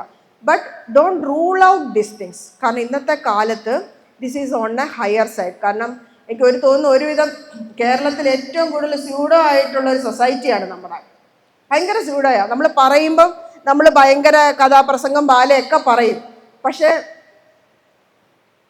ആ വെയിൽ പൊക്കിക്കഴിഞ്ഞാൽ അർദ്ധരാത്രിക്ക് സൂര്യൻ ഉദിക്കണം എന്ന് പറയാം. അപ്പം കറക്റ്റ് അറിയാം എല്ലാവരുടെയും കയ്യിലിരിപ്പ് എന്താണെന്നുള്ളത്. ഡയലോഗ് അടിക്കുന്ന ആൾക്കാരെ അതിമനോഹരമായിട്ട് സംസാരിക്കുന്ന ആൾക്കാരുണ്ട്. അതിമനോഹരമായിട്ട് സംസാരിച്ച് കളയും, നമ്മൾ വിട്ടുപോകും. പക്ഷെ കയ്യിലിരിപ്പ് മൊത്തത്തിൽ പ്രശ്നമായിരിക്കും. സോ ഇതൊക്കെയാണ് ഇതിൻ്റെ അകത്തെ കാര്യങ്ങൾ. ഈ സൈബർ ബുള്ളിയിങ് ഏറ്റവും കൂടുതൽ വരുന്നതും കുട്ടികൾക്ക് തന്നെയാണ്. പിന്നെ കുട്ടികൾ ഫേസ് ചെയ്യുന്ന ഒരു സാധനമാണ് ഡ്രഗ്സ്. ഇന്നിപ്പം ഞാനത് പറയേണ്ട ആവശ്യമില്ല, എല്ലാവരും, ഏത് കുട്ടിയും ഇതിന് ഓപ്പൺ ആണെന്നുള്ളതാണ്. ഏത് കുട്ടിയും ഇത് ഓപ്പൺ ആണ്. അവൻ അറിഞ്ഞുകൊണ്ടാവണമെന്നില്ല, അല്ലെങ്കിൽ അവൾ അറിഞ്ഞുകൊണ്ടാവണമെന്നില്ല. ഒറ്റ ടൈം കൺസ്യൂം ചെയ്താൽ പോലും അഡിക്ഷൻ ഉണ്ടാവുന്ന തരത്തിലുള്ള ഡ്രഗ്സ് ഇന്ന് മാർക്കറ്റിൽ അവൈലബിൾ ആണ്. 2 കാറ്റഗറി ഓഫ് ആൾക്കാരെയാണ് ഇവർ ഡ്രഗ് മാഫിയ നോക്കുന്നതെന്നാണ് പറയുന്നത്. ഒന്ന്, ഫിനാൻഷ്യലി വളരെ അഫ്ലുവൻ്റ് ആയിട്ടുള്ള ഫാമിലിയിലെ കുട്ടികൾ. ഒന്ന്, എന്താ കാര്യം, അവർക്ക് പൈസ കൊടുത്ത് ഇത് വാങ്ങിക്കാൻ വീട്ടിൽ നിന്ന് പോക്കറ്റ് മണി ഒരു പ്രശ്നവുമില്ല. കുട്ടി ചോദിക്കുന്നു, അമ്മയും അച്ഛനും കൊടുക്കുന്നു. കാരണം അതാണ് സ്നേഹം എന്നാണ് വിചാരിച്ചു വെച്ചിരിക്കുന്നത്. എൻ്റെ മോന് പൈസ കൊടുത്തില്ലെങ്കിൽ പറ്റില്ല. അപ്പം അങ്ങനെ വരുന്ന ആൾക്കാർ. 2, മിഡിൽ ക്ലാസ് ആൻഡ് ബിലോ. അവരെന്താ, ഇതിലേക്ക് അവരെ കൊണ്ടുവന്ന് കഴിഞ്ഞാൽ they can be trained as very good carriers. കാരണം അവർക്കിത് അഫോർഡ് ചെയ്യാൻ പറ്റില്ല. അവരുടെ വീട്ടിൽ 100 രൂപ, 150 രൂപ, 1000 രൂപയൊക്കെ ചോദിച്ചു കഴിഞ്ഞാൽ അച്ഛനും അമ്മയ്ക്കും ചിലപ്പോൾ കൊടുക്കാൻ പറ്റില്ല. പക്ഷേ once they are into it അവർക്കിത് ഇല്ലാതെ പറ്റില്ല. അപ്പോൾ പൈസ ഉണ്ടാക്കാനായിട്ടുള്ള ഒരു മാർഗമായിട്ട് ഇതിനെ കൺസിഡർ ചെയ്യും. ഇപ്പം നമ്മളുടെ 10ാം ക്ലാസ് 11ാം ക്ലാസ് കുട്ടികളെയൊക്കെ നമുക്കൊന്ന് നോക്കിയാൽ അറിയാം. അന്ന് വരെ സാധാരണ ക്യാമലിൻ്റെ ഇൻസ്ട്രുമെൻ്റ് ബോക്സ് കൊണ്ടുവന്നുകൊണ്ടിരുന്നവൻ അടുത്ത ദിവസം മറ്റേ ഫോറിൻ ഭയങ്കര ഹൈടെക് സാധനങ്ങളുമായിട്ടാണ് വരുന്നത് എങ്കിൽ just check with their parents. നിങ്ങൾ വാങ്ങിച്ചു കൊടുത്തതാണോ? മൊബൈൽ ഫോൺസ്, അവരുടെ ബുക്സ്, അവരുപയോഗിക്കുന്ന പേന, അവരുടെ സാധനങ്ങൾ, അവരുപയോഗിക്കുന്ന വാച്ച് എൻ്റെ അങ്കിൾ വാങ്ങിച്ച് തന്നതാണ്, എനിക്ക് ഗൾഫിൽ നിന്ന് വന്നപ്പോൾ എന്നൊക്കെ ആയിരിക്കും കുട്ടികൾ നമ്മളോട് പറയുക. Just check with their parents. ഇത് നിങ്ങൾ വാങ്ങിച്ചതാണോ, നിങ്ങളുടെ അങ്കിൾ അതൊരു അലേർട്ട് സിസ്റ്റമാണ്. കാരണം ഇത് വീട്ടിൽ ഇവർ കാണിക്കില്ല. ഈ സാധനം സ്കൂളിൽ വരുമ്പോഴേ ഇവർ കിട്ടുകയുള്ളൂ, അല്ലെങ്കിൽ ഇത് സ്കൂളിൽ വരുമ്പോഴേ ഇത് ഉപയോഗിക്കുകയുള്ളൂ. ആരും പോയിട്ട് പേരൻസ് ഒന്നും എല്ലാവരും ബാഗ് പരിശോധിക്കണം എന്നൊക്കെ പറഞ്ഞെങ്കിലും പലരും ഒരു വീട്ടിലും ചെയ്യാറില്ല. ചെയ്താൽ കുട്ടിക്ക് എന്താണ്, അവനെ ട്രസ്റ്റ് ചെയ്തില്ല എന്ന് വിചാരിക്കുക എന്നുള്ളത് വേറെ വലിയ പ്രശ്നമാണ്. അപ്പം ഇതൊരു ബാലൻസ് ചെയ്യാനേ പറ്റുള്ളൂ. അപ്പം ഇങ്ങനത്തെ കാര്യങ്ങളൊക്കെ വരുന്നുണ്ടെങ്കിൽ തന്നെ നമുക്കത് അറിയാൻ പറ്റും. പിന്നെ അൺയൂഷ്വലി ഡ്രൗസി ആയിട്ട് കുട്ടികൾ ഇരിക്കുകയാണ്. പിന്നെ ഇപ്പോഴത്തെ സാധനങ്ങൾക്കൊന്നും അങ്ങനത്തെ ഒരു ഇമ്പാക്റ്റും ഇല്ല എന്നാണ് പോലീസുകാർ പറയുന്നത്. They will be very active. ഭയങ്കര നല്ല പിള്ളേരായിരിക്കും. ഒരു മണമോ അങ്ങനത്തെ യാതൊരുവിധ കാര്യങ്ങളും ഇല്ല.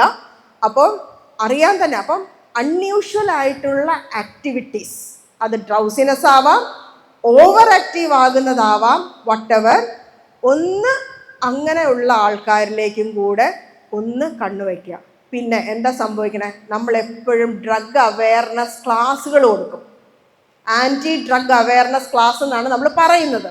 പത്രത്തിലൊക്കെ നമ്മൾ വാർത്തകൾ കാണും, ഇന്ന സ്ഥലത്ത് ഇന്ന മുക്കിൽ ഇന്ന മൂലയിൽ ഇന്ന ആളെ പിടിച്ചു, അല്ലെങ്കിൽ ഇവിടെയാണ് ഏറ്റവും കൂടുതൽ സാധനങ്ങൾ ഉള്ളതെന്ന്. I say it is actually an invitation. പലർക്കും ഇതിനെപ്പറ്റിയൊന്നും അറിയത്തില്ലായിരിക്കും, നമ്മുടെ പിള്ളേർക്ക് അറിയത്തില്ലായിരിക്കും. നമ്മളൊരു അവെയർനെസ് ക്ലാസ് വച്ച് ഇന്ന ഡ്രഗ്സ് ഉണ്ട്, ഇന്ന പ്രശ്നങ്ങളാണ് ഇന്ന ഉള്ളതെന്ന് നമ്മൾ പറഞ്ഞു കൊടുക്കുക. അങ്ങനെ പറഞ്ഞു കൊടുക്കുമ്പോൾ എന്താ, ഇതൊന്നും ട്രൈ ചെയ്തിട്ടില്ലാത്തവന് പോലും എന്നാൽ പിന്നെ ഒന്ന് നോക്കിക്കളയാം എന്ന് തോന്നുന്ന ഒരു പ്രായത്തിൽ കൂടെ അവർ പോകുന്നത്. ആൻഡ് ദേ ഡോണ്ട് റിയലൈസ് ഇത് ഇത്രയും വലിയൊരു പ്രശ്നമാണെന്നൊന്നും അവർക്ക് അന്നേരം അറിയത്തില്ല. ഇപ്പം നമ്മൾ പറയും കൊച്ചുകുട്ടികൾ, ഇപ്പം എൻ്റെ തന്നെ ഒരു ക്ലയൻറ്റിൻ്റെ മകൻ 4 വയസ്സാണ്. അവൻ്റെ മുമ്പിൽ വെച്ച് അവൻ്റെ അമ്മ അവൻ്റെ അച്ഛൻ അടിച്ചു. കോടതി പ്രിമൈസസിൽ വെച്ചാണ് അടിച്ചത്. എന്നിട്ട് അവൻ കോടതിയിൽ പോയി കോടതിയോട് പറഞ്ഞ് അടിച്ചില്ല. അങ്ങനെ ഒരു സംഭവം ഉണ്ടായില്ല. അവനുണ്ട്, നമ്മളെല്ലാവരും ഉണ്ട്, വക്കീലന്മാരെല്ലാവരും ഉണ്ട്. എന്താ കുഞ്ഞത് പറയാൻ കാരണം? കാരണം അവന് വെക്കേഷൻ അവൻ്റെ അച്ഛൻ്റെ കൂടെ, അവൻ്റെ അച്ഛൻ്റെ ബ്രദറിൻ്റെ കുഞ്ഞുങ്ങളുടെ കൂടെ കളിക്കാൻ നാട്ടിലേക്ക് പോകണം. പാലക്കാടാണ് അവൻ്റെ നാട്. അപ്പം അങ്ങോട്ട് പോകണം. അപ്പം അമ്മയെ അച്ഛൻ അടിച്ചു എന്ന് പറഞ്ഞാൽ, ഈ 4 വയസ്സുകാരൻ്റെ ബുദ്ധിയാണ്, അങ്ങനെ പറഞ്ഞാൽ കോടതിയാണെങ്കിലും വിട്ടില്ലെങ്കിലോ എന്നുള്ളതാണ് അവൻ്റെ തോട്ട്. അത്രേ ഉള്ളൂ, അവൻ്റെ തോട്ട് അതാണ്. അതായത് ആ പ്രായത്തിലുള്ള കുട്ടികൾ, ഞാൻ പറയും ഇപ്പോൾ ഒരു അഡോളസെൻ്റ് വരെയൊക്കെയുള്ള കുട്ടികൾക്ക് ഇങ്ങനത്തെ അച്ഛൻ, അമ്മ, സൊസൈറ്റി, ഞാൻ, ടീച്ചർ, അങ്ങനത്തെ ഇമോഷൻസ് ഒക്കെ കുറവായിരിക്കും. അങ്ങനെയുള്ള ഇമോഷൻസ് ഇല്ല അവർക്ക്. What is in it for me, എനിക്കെന്ത് കിട്ടുന്നു, എനിക്ക് നല്ല സാധനങ്ങൾ കിട്ടുന്നുണ്ടോ, മറ്റവൻ്റെ പോലത്തെ നല്ല സാധനങ്ങൾ എനിക്കുണ്ടോ, ഇങ്ങനത്തെ കാര്യങ്ങളിലേക്കാണ് കുട്ടികളുടെ കൂടുതലും തോട്ട്സ് പോകുന്നത്. അവിടെ അവരുടെ തോട്ട്സ് നമ്മൾ കറക്റ്റ് ചെയ്യാനുള്ളൊരു ഉത്തരവാദിത്വം കൂടെ നമ്മളിലാണ് ഉള്ളത്. ഈ ടൈപ്പ് ഓഫ് തോട്ട്സ് അവരിൽ സ്വാഭാവികമായിട്ട് വരുന്നതാണ് അല്ലേ, അത് സ്വാഭാവികമായിട്ട് വരുന്നത്. ഇപ്പോൾ ഒരു വണ്ടി ഓടിച്ച് പോവുകയാണെങ്കിൽ നേരെ വണ്ടി ഓടിക്കുന്നതാണ് നാച്ചുറൽ ആയിട്ടുള്ളത്. എന്ന് പറഞ്ഞാൽ നേരെ വണ്ടി ഓടിച്ചാൽ വല്ല മതിലും ആയിരിക്കും പോയി കയറാൻ പണം, അല്ലെങ്കിൽ വല്ല കൊക്കയിലും ആയിരിക്കും പോയി വീഴാൻ പണം. വളവുള്ള സ്ഥലത്ത് വളയണം ഇല്ലേ, ബ്രിഡ്ജുള്ള സ്ഥലത്ത് ആ ബ്രിഡ്ജ് കയറണം. അപ്പം ഇതൊക്കെ എവിടെയാണ് നമ്മൾ പഠിക്കുന്നത്? We go to a driving school അല്ലേ. അപ്പോൾ അങ്ങനെ ഒരു കണ്ടീഷനിങ് വന്നാൽ മാത്രമേ ഒരാൾക്ക് സേഫായിട്ട് വണ്ടി ഓടിക്കാൻ പറ്റുള്ളൂ. അപ്പോൾ അതേപോലത്തെ ഒരു കണ്ടീഷനിങ് ആണ് നമ്മളുടെ കുട്ടികൾക്ക് നമ്മൾ സ്കൂളുകളിൽ കൊടുക്കേണ്ട ഒരു കാര്യം എന്ന് പറയുന്നത്. ഗെയിംസ്, ഞാൻ നേരത്തെ പറഞ്ഞ പോലത്തെ ഒരു സാധനം തന്നെയാണ് ഈ ഗെയിംസിൻ്റെ ഞാനിപ്പോൾ കുട്ടികൾ ഫേസ് ചെയ്യുന്ന പ്രശ്നങ്ങളാണ് ഞാൻ പറയുന്നത്. എന്തെങ്കിലും അവൻ ഭക്ഷണം കഴിക്കണം എന്നുണ്ടെങ്കിൽ ഗെയിംസ് കളിക്കണം, അല്ലെങ്കിൽ വീഡിയോ ഗെയിം കൊടുത്താലേ അവൻ ഭക്ഷണം കഴിക്കുള്ളൂ. സ്ഥിരം അമ്മമാർ പറയുന്ന ഒരു കാര്യമാണ്. സ്കൂളിൽ നിന്ന് വന്ന വേറെ പ്രശ്നമൊന്നുമില്ല, അവൻ നല്ല കുട്ടിയാണ്, എല്ലാം ഹോംവർക്ക് ചെയ്യും, പക്ഷെ അരമണിക്കൂർ അവന് കളിക്കാനായിട്ട് ഇത് കൊടുത്താലേ അവൻ ചെയ്യുള്ളൂ. എന്താ കളിക്കുന്നത്, കുട്ടികൾ എന്താ കളിക്കുന്നത് എന്നുള്ളത് പല പേരൻസിനും അറിയാമോ, അല്ലെങ്കിൽ ടീച്ചേഴ്സിന് അറിയാമോ? Do you discuss it in your school? നിങ്ങൾ കളിക്കുന്ന ഗെയിംസ് എന്താണെന്നുള്ളത് do you discuss in your school? മെയിനായിട്ടുള്ളത് റോഡ് റേജ് അവർ കളിക്കുന്ന ഒരു ഗെയിമാണ്. അതായത് ഒരു ബൈക്ക് ഓടുന്നു, വഴിയെ പോകുന്ന ആൾക്കാരെയൊക്കെ ഇടിച്ചിടുന്നു, ചോര ചിന്തുന്നു, മറ്റേ ആ സ്ക്രീനിലേക്ക് ഇങ്ങനെ റെഡ് കളറിൽ ചോര വരുന്നു, കാർ ഓടുന്നു, ഇതുപോലെ ആക്സിഡൻ്റ് ആവുന്നു, കൊക്കയിലേക്ക് വീഴുന്നു, അവർക്ക് ലൈഫ് ലൈൻ കിട്ടുന്നു, അവർ ആ ലൈഫ് ലൈനിൽ നിന്ന് എണീറ്റ് പോയി വീണ്ടും 3-4 പേരെ ഇടിച്ചിടുന്നു, ചിലർ ജയിക്കുന്നു, ചിലർ തോക്കുന്നു. This happens. ഇനി കുഴിക്കകത്ത് വീഴുന്നു, കയറാൻ പറ്റുന്നില്ല, മണ്ണ് വീഴുന്നു. C all kinds of violence. ഇതാണ് ഈ പിള്ളേർ കാണുന്നത്. അപ്പോൾ അവർക്ക് ഇന്നത്തെ കാലത്ത് ഒരു മരണം അല്ലെങ്കിൽ ഒരാളെ കൊല്ലുക എന്നൊന്നും പറഞ്ഞാൽ ഒന്നുമല്ല. ഈ ഇടയ്ക്ക് പേട്ട പോലീസ് സ്റ്റേഷൻ ഫേസ് ചെയ്തൊരു കേസ് എന്ന് പറയുന്നത്, ഒരു കുട്ടി അതിൻ്റെ വീട്ടിൽ വന്നു കഴിഞ്ഞപ്പോൾ അത് ഭയങ്കര ഡള്ളാണ്. അപ്പോൾ അത് ആരോടും സംസാരിക്കുന്നില്ല, പെൺകുട്ടിയാണ്, ഭയങ്കര ഡള്ള്. അപ്പം അച്ഛനും അമ്മയും ലക്ലി ദേവർ ടീച്ചേഴ്സ്, അവർ കുറേ കാര്യം, എന്താ മോളെ, എന്താ പ്രശ്നം, ഇതൊക്കെ ചോദിച്ചു, ഒന്നും പറയുന്നില്ല. അവസാനം ഈ കുട്ടിയുടെ ഒരു ബ്രദറുണ്ട്. അപ്പോൾ ഈ ബ്രദറിനോട് പറഞ്ഞു, മോക്ക് എന്തോ ഒരു കുഴപ്പമുണ്ട്, മൂത്തയാളാണ്, നീ ഒന്ന് സംസാരിച്ച് നോക്കും. പേരൻസിനോട് പറയാത്തത് ചിലപ്പോൾ സിബ്ലിങ്സിനോട് പറയും. അപ്പോൾ ഈ കുട്ടി സംസാരിച്ചപ്പോഴാണ് പറയണത്, ഈ പെൺകുട്ടിക്കൊരു ക്രഷുണ്ട്. ഓക്കെ, ആ ക്രഷിനൊരു വേറൊരു ഫ്രണ്ടുണ്ട്. ഇവളുടെ ഫ്രണ്ടാണ് അവൻ്റെ ക്രഷ്. പക്ഷേ അൺഫോർച്ചുനേറ്റ്ലി ആ ഫ്രണ്ടിനോട് ഇവളുടെ ഫ്രണ്ട് നോ പറഞ്ഞു. അപ്പോൾ ഡിമാൻഡ് എന്താണെന്ന് വെച്ചാൽ അവളെ കൊല്ലണം. ആരെ? ആ ഫ്രണ്ടിനെ, ഇവളുടെ ഫ്രണ്ടിനെ കൊല്ലണം. അപ്പോൾ അതിനു വേണ്ടി ഇവളോടുള്ള ഡിമാൻഡ് അവളെ ഇവർ പറയുന്ന സ്ഥലത്ത് എത്തിച്ചു കൊടുക്കണം. കൊല്ലുന്നവർ കൊന്നോളും. 11ാം ക്ലാസ്സാണ്, 11ാം ക്ലാസ്സാണ്, അവരെത്തിച്ചു കൊടുക്കണം. അത്രേ ഉള്ളൂ, കൊല്ലണം, അത്രേ ഉള്ളൂ. ഇനി അങ്ങനെ എത്തിച്ചു കൊടുത്തില്ലെങ്കിൽ ഈ ബോയ് ഫ്രണ്ട് ഇവളെ കൈവിട്ടളയും. That is a demand.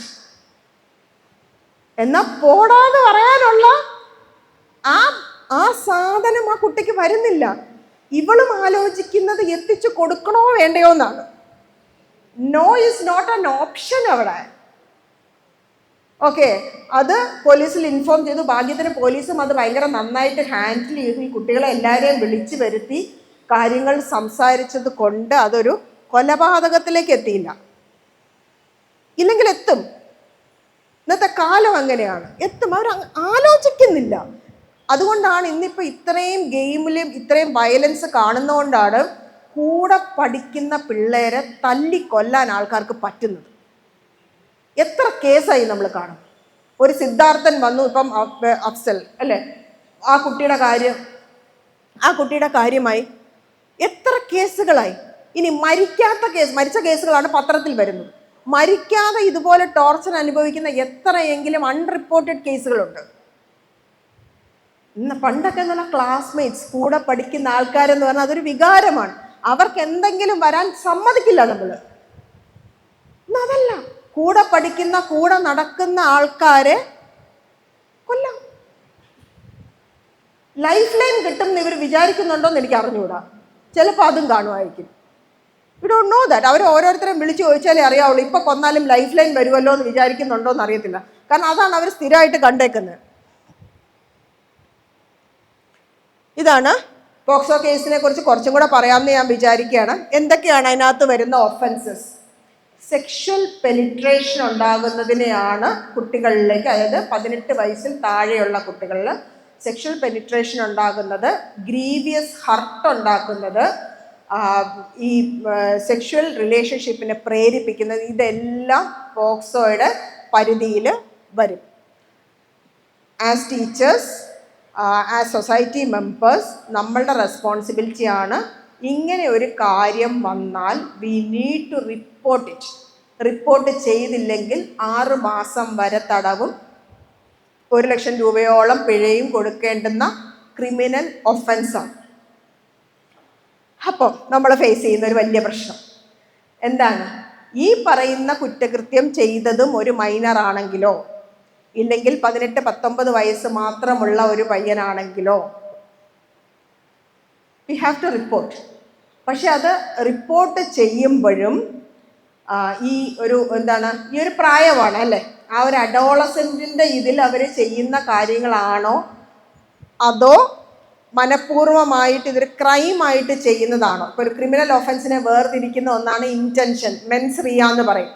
ഇന്ന കുറ്റകൃത്യം ചെയ്യാനുള്ള ഒരു ഇൻറ്റൻഷനോടുകൂടി ചെയ്യണം. ഇപ്പം ആക്സിഡൻറ്റ് ഡെത്തുകൾ കൊലപാതകമായിട്ട് കൺസിഡർ ചെയ്യാത്തത് ഇൻറ്റൻഷൻ ഇല്ല എന്നുള്ള കാരണം കൊണ്ടാണ്. അയാളെ ഇടിച്ച് കൊല്ലണം നമുക്കില്ലല്ലോ, നമ്മൾ വഴി കൂടെ പോയപ്പോൾ അയാൾ വട്ടം ചാടി വണ്ടി ഇടിച്ച് മരിച്ചു. അതാണ്. മറ്റേന്ന് പറയുന്നത് എന്താണ്? ഒരാൾ റോഡ് ക്രോസ് ചെയ്യുന്നത് കാത്തു നിന്ന് നമ്മൾ വണ്ടി കൊണ്ട് ഇടിക്കുന്നതിനെയാണ് കൊലപാതകം എന്നും മറ്റേത് ആക്സിഡൻ്റ് എന്നും പറയുന്നത്. അതുകൊണ്ടാണ് എന്ന് പറഞ്ഞതുപോലത്തെ കാര്യം ഇതിനകത്തുമുണ്ട്. പല കേസുകളിലും അന്വേഷിച്ച് ചെല്ലുമ്പം ഇതൊരു സ്വാഭാവികമായിട്ട് അവരുടെ ഹോർമോൺസ് കൊണ്ടും അവരുടെ ഒരു ബോഡി ഇതുകൊണ്ടും സംഭവിച്ചു പോയ കാര്യങ്ങളുണ്ടാവാം. 2 കൂട്ടർക്കും സാഹചര്യം ഒത്തുവന്നു, അങ്ങനെ സംഭവിച്ചു പോയ കാര്യങ്ങളുണ്ടാവാം. പെൺകുട്ടിയുടെ വീട്ടുകാർ അറിയുമ്പോൾ ആദ്യം ചെയ്യുന്നത് ഈ പയ്യനെ പിടിച്ച് പോക്സോ കേസിൽ പ്രതിയാക്കുക എന്നുള്ളതാണ്. അവൻ്റെ ജീവിതവും പോവും, ഇവളുടെ ജീവിതവും പോവും. ഇനി അവൻ എന്തെങ്കിലും ചെയ്ത് കളഞ്ഞാൽ അത് പിന്നെ ജീവിതകാലം മുഴുവൻ ഇവളുടെ പേരിലൊരു കുറ്റബോധവുമായിട്ട് ഇരിക്കുകയും ചെയ്യും. ഈ ഇടയ്ക്ക് ഒരു പ്രതിയെ വെറുതെ വിട്ടിട്ടുണ്ട് സുപ്രീം കോടതി. അതായത് കോടതി പറഞ്ഞത് ആ പ്രായത്തിൽ സംഭവിച്ചു പോയ ഒരു കാര്യമാണ്. പക്ഷെ അവൻ്റെ 10-11 വർഷം എങ്ങാണ്ടാണ് കോടതിയിൽ കേസ് പറഞ്ഞു പോയത്. അവൻ അവളെ കല്യാണം കഴിച്ചു. അതെല്ലാം കൺസിഡർ ചെയ്താണ് കോടതി ആ പയ്യനെ വെറുതെ വിട്ടു. പക്ഷെ ഇങ്ങനത്തെ കാര്യങ്ങൾ നടക്കുമ്പോൾ ഒരു സൈക്കോളജിസ്റ്റിൻ്റെ ഹെൽപ്പും അതിന് പോലീസുകാരുടെ ഒരു ബോധവും ഇതിനകത്ത് വളരെയധികം അത്യാവശ്യമാണ്. എന്തെങ്കിലും ഒന്ന് കേട്ട ഉടനെ കയറെടുക്കാൻ നിൽക്കുന്ന ആൾക്കാരും ഇങ്ങനത്തെ കേസുകളിൽ ഭയങ്കര പ്രശ്നമാണ്. പിന്നെ ഇതിൻ്റെ ജെനുവിനിറ്റി വളരെയധികം അന്വേഷിക്കേണ്ടതുണ്ട്. പണിഷ്മെൻ്റ് എന്ന് പറയുന്നത് 7 വർഷം കഠിന തടവ്, 10 വർഷം തടവ്, ലൈഫ് ഇംപ്രസ്മെൻറ്റ്, മരണം വരെ തടവ്. ഇങ്ങനെയുള്ള ഏത് കാറ്റഗറിയിലുള്ള പണിഷ്മെൻറ്റും ഈ ഒഫൻസുകൾ അനുസരിച്ച് നമുക്ക് കിട്ടാവുന്നതാണ്. മറ്റുള്ള കേസുകളിലെല്ലാം ഒരു കോടതിയിൽ ഒരു കേസ് വന്നാൽ കുറ്റം തെളിയിക്കുന്നത് വരെ അയാൾ നിരപരാധിയാണെന്നാണ് അസംഷൻ. കോടതി അങ്ങനെയാണ് വിചാരിക്കുന്നത്. ബെനിഫിറ്റ് ഓഫ് ഡൗട്ട് എപ്പോഴും കൊടുക്കുന്നത് പ്രതിക്കാണ്. പ്രൂവ്ഡ് ബിയോണ്ട് ഡൗട്ട് അങ്ങനെ ഉണ്ടെങ്കിൽ മാത്രമേ ശിക്ഷിക്കാവുള്ളൂ. എന്തെങ്കിലും ഒരു ചെറിയ സംശയം വന്നിട്ടുണ്ടെങ്കിൽ ശിക്ഷിക്കില്ല, അയാൾ നിരപരാധിയാണെന്നാണ് കണക്കാക്കുന്നത്. പക്ഷെ ഈ ടൈപ്പ് ഓഫ് കേസിൽ, പോക്സോ കേസിൽ അങ്ങനെ ഒരു കേസ് വന്നാൽ അയാൾ കുറ്റക്കാരനാണ് എന്നാണ് അസംഷൻ. അപ്പോൾ അത് തെളിയിക്കേണ്ട ഉത്തരവാദിത്വം ആരാണോ അക്യൂസ്ഡ് ആയിട്ടുള്ള പേഴ്സൺ, അയാളുടെ മുകളിലാണ് ആ ബർഡൻ വരുന്നത്. അപ്പോൾ ഇതൊന്നും ചെയ്യാത്ത ഒരാളെയാണ് പിടിച്ചാക്കുന്നത് എങ്കിൽ അത് തെളിയിച്ച് വരിക എന്ന് പറയുന്നത് will be A Herculean task. പിന്നെ സ്പെഷ്യൽ കോഡ്സ് ആണ് ഇതിന് വേണ്ടിയിട്ടുള്ളത്. അങ്ങനത്തെ കുട്ടികളെ, അതായത് നിയമത്തിനെതിരെ നടക്കുന്ന കുട്ടികളെ നമ്മൾ പറയുന്നത് children in conflict of law എന്നാണ്, CCL എന്നാണ് അവരെ വിളിക്കുന്നത്. അവരെ അക്യൂസ്ഡ് എന്ന് പോലും വിളിക്കില്ല, CCL, അതായത് child in conflict of law, അങ്ങനെയാണ് നമ്മൾ വിളിക്കുക.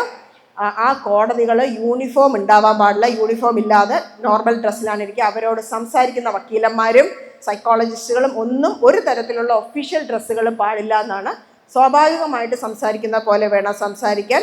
അവിടെ തെളിവെടുക്കുമ്പോൾ ഒരിക്കലും ഈ പ്രതി ഈ കുട്ടിയുടെ മുമ്പിൽ ഉണ്ടാവാൻ പാടില്ല, പ്രതിയെ കാണാൻ പാടില്ല. എന്നാൽ പ്രതിക്ക് ഈ കുട്ടി പറയുന്നത് എന്താണെന്ന് കേൾക്കാൻ പാകത്തിനുള്ള സൗകര്യം ചെയ്തു കൊടുക്കണമെന്നാണ് നിയമം.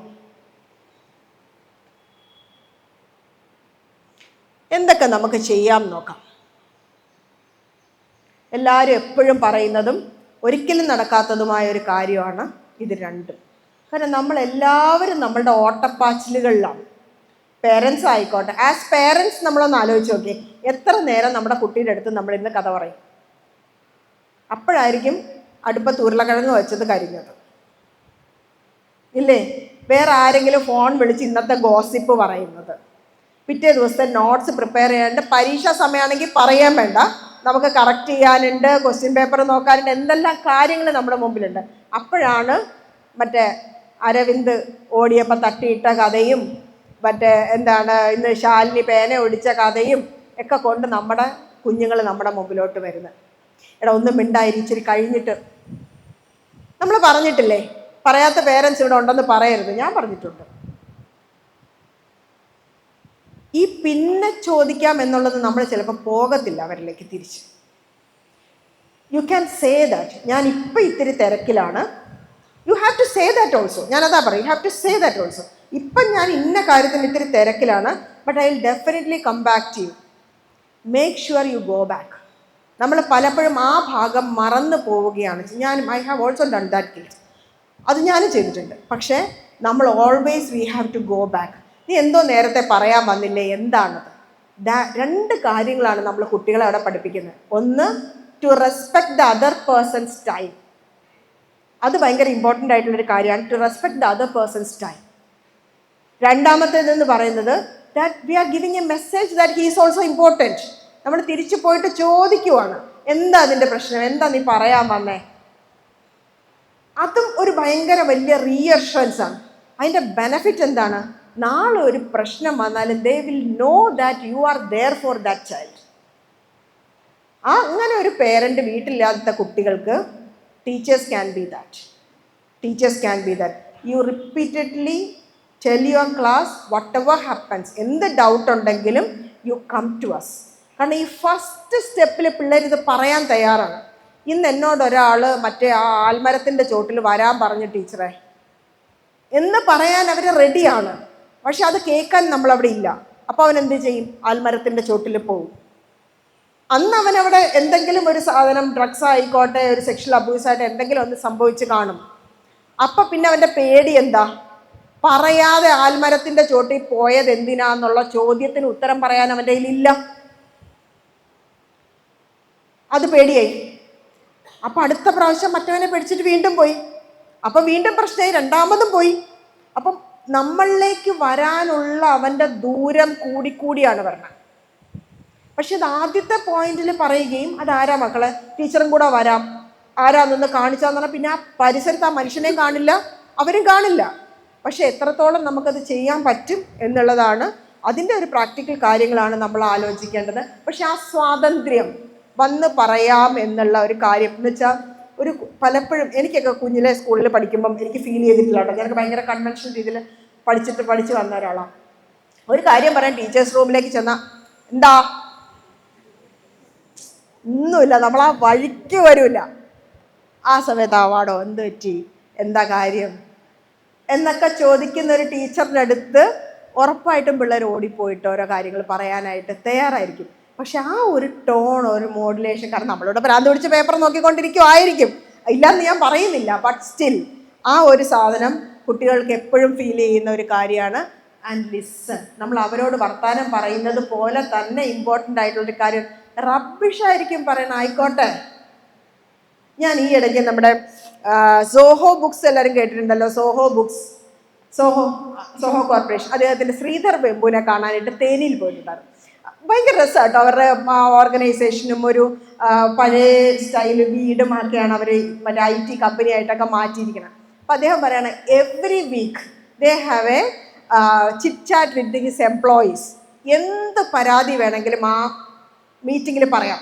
ഓക്കെ, അപ്പോൾ ആ മീറ്റിങ്ങിൽ പറയണ മെയിൻ കംപ്ലൈൻറ്റുകൾ: ക്യാൻറ്റീനിൽ ബിസ്ക്കറ്റ് പോരാ, ഇന്ന് ഗുഡ് ഡേ ബിസ്ക്കറ്റേ ഉണ്ടായിരുന്നുള്ളൂ, ആരോ റൂട്ട് ബിസ്ക്കറ്റ് വേണം, മറ്റേ വെള്ളം വച്ചത് ശരിയല്ല.